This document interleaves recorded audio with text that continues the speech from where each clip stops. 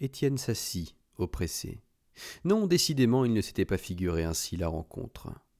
Tout à l'heure, en venant, il remuait dans sa tête mille choses qu'il dirait. Comme c'était facile. Il n'excluait pas l'hypothèse que Cripure serait lui aussi heureux de le voir. Sa solitude devait tellement l'accabler. Mais les mots préparés ne vinrent pas. « C'est une visite d'adieu, monsieur. » Cripure leva lentement son gros regard paresseux sur le jeune homme, presque un visage d'enfant. Il comprit à voir son crâne tondu de quel adieu il était question. « Déjà ?»« Ce soir, monsieur. Mais avant de partir, j'ai tenu à venir vous voir et à vous demander... » L'oreille tendue, Cripure souriait, affable, mais comme il paraissait lointain. « C'est très aimable à vous, dit-il. Je suis très touché, n'est-ce pas, par cette attention délicate de votre part. Ainsi, vous n'avez pas gardé un si mauvais souvenir de votre vieux professeur. » On se souvenait si rarement de lui, autrement que pour se moquer. Si rare qu'un honnête garçon, comme l'était évidemment celui-ci, vint le trouver. Au contraire.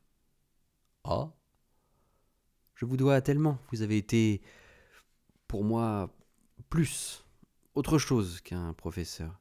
Est-ce que vous me permettez de vous dire cela ? Voyons, mon cher. Je ne me le serais pas permis, continua Étienne, en s'agitant sur sa chaise, sans la circonstance qui va m'éloigner. Mais tout est changé. Il me fallait vous voir, il me fallait vous dire.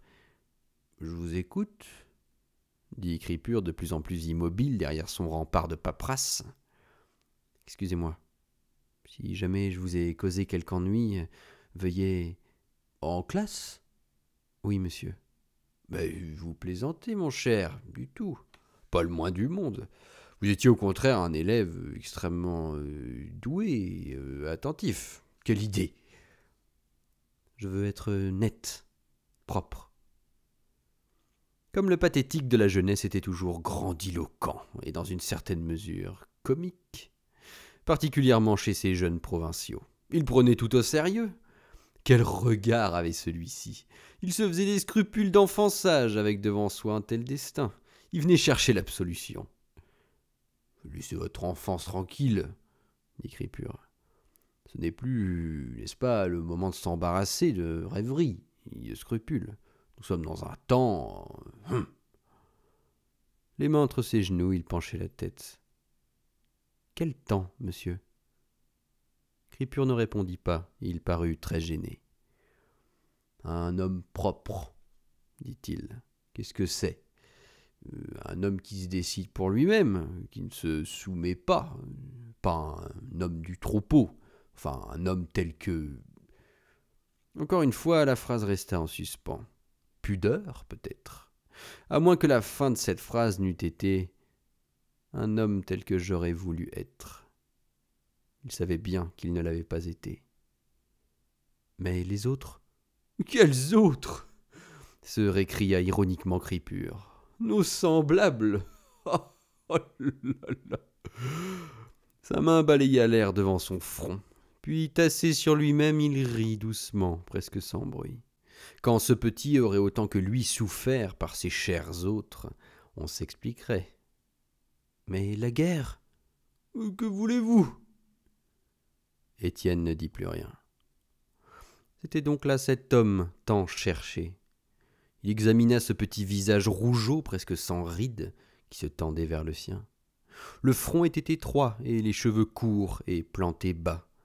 Mais quel regard de douleur ! Combien différent de ce regard qu'il avait dans la rue, à la porte de sa classe, quand il attendait que le concierge allât tirer la cloche. Ce regard devint morne, Cripure remua les lèvres, fit bouger son dentier. D'un geste preste, qui dénotait une grande habitude, il chopa sur son cou une puce et l'écrasa. Il se frotta les tempes du bout des doigts, rajusta son binocle, puis rien ne bougea plus dans ce visage, sauf les yeux, quand il avisa un petit volume que depuis le début Étienne tenait sur ses genoux. « Où avez-vous trouvé cela ?» Sa thèse sur Turnier. Depuis la parution du volume, c'était la première fois qu'il le trouvait entre les mains d'un autre. Il changea de visage. Montrer ?» Étienne lui tendit l'ouvrage. C'était un petit livre rongé des vers qui avait dû moisir depuis des années dans une arrière-boutique. Il avait fallu pour l'en tirer une grande persévérance, un grand amour. « Et comment avez-vous… » ?»« J'ai écrit au bouquiniste, monsieur. » Étienne ne dit pas à combien, ni combien de fois. Il avoua seulement qu'il avait eu de la chance de trouver enfin ce volume. L'édition était épuisée. On lui avait répondu cela de partout. Cette thèse sur Turnier n'était pas le plus important des ouvrages de Cripure, mais il était le seul dont il se souvint. Les autres, il les avait purement et simplement reniés. Pourtant, à l'époque de la parution de son étude sur la pensée médique, Cripure avait connu une certaine célébrité de chapelle. Il ne restait plus grand-chose aujourd'hui de cette célébrité, sauf qu'on savait en ville qu'il avait eu son heure d'importance à Paris et qu'il connaissait le sanskrit. Quelques-uns, comme le député Forel, qui, sans être des hommes vraiment cultivés, n'étaient pas non plus des ignorants ni des idiots, savaient que, pour Cripure, toute philosophie de l'Inde n'est compréhensible que comme un moyen d'entrer dans un état psychique qui est sa propre fin, et non comme un système de concepts. Interprétant en ce sens les textes zoroastriens, Cripure voyait dans la tragédie grecque le résultat de l'influence médique. D'où quelques ouvrages d'ailleurs courts et des articles écrits dans une langue plus littéraire que technique. Mais depuis longtemps il ne pensait plus à ces fariboles, oubliés et reniés, et un jour qu'un élève y avait fait allusion devant lui, il s'était écrié « Les Mèdes ! Non mais, sans blague !» Cripure feuilletait l'ouvrage. Devait-il dire la vérité à ce jeune homme ? Cette thèse n'était nullement épuisée, tout simplement, elle ne s'était pas vendue. Après le refus de la Sorbonne d'accepter ce travail fantaisiste, Cripure, voulant en appeler à l'opinion, avait fait éditer le volume, à ses frais, bien entendu. Il n'avait pas eu 2 lecteurs, et pour s'éviter de voir son ouvrage traîner sur les quais, il avait tout fait revenir chez lui. Toute l'édition était entassée au grenier dans des caisses. À quoi bon raconter ça ? Un bouquiniste de Paris ? Non, monsieur, d'Angers. Un instant. Il enfouit son visage dans son mouchoir, comme un homme qui sent venir une quinte de toux, et resta un moment ainsi, les yeux clos. Angers. Ce devait être ce gros bancal, caché dans le fond de son antre comme un escargot dans sa coquille, un immonde avare. Que de fois il était allé chez lui avec Toinette. Il s'amusait à payer leurs achats avec des louis d'or pour la joie de voir trembler la main de l'avare. Et vous ne savez pas son nom ? Si, monsieur. Cripure s'essuyait le visage avec son mouchoir, ôtait son binocle, dont il frottait les verres.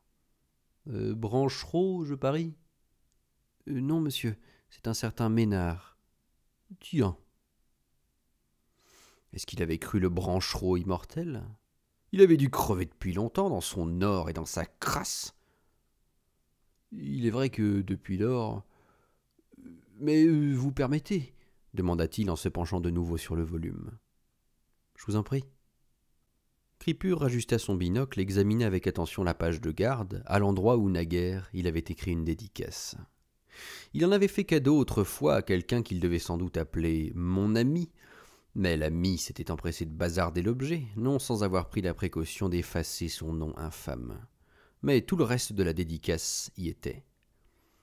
À mon ami, cette histoire d'un homme hautain et pur, écrite par son frère indigne, François Merlin. Ah là là, gémit Cripure en cherchant dans son tiroir une loupe, et il se courba sur la page. Qui est-ce ? Quel est le salaud ? Ce n'était pas au hasard que Cripure avait distribué son ouvrage. Ce n'était pas non plus par hasard qu'il avait choisi Turnier pour héros. Dans l'élaboration de cette thèse, il y avait eu un défi et un espoir mêlés.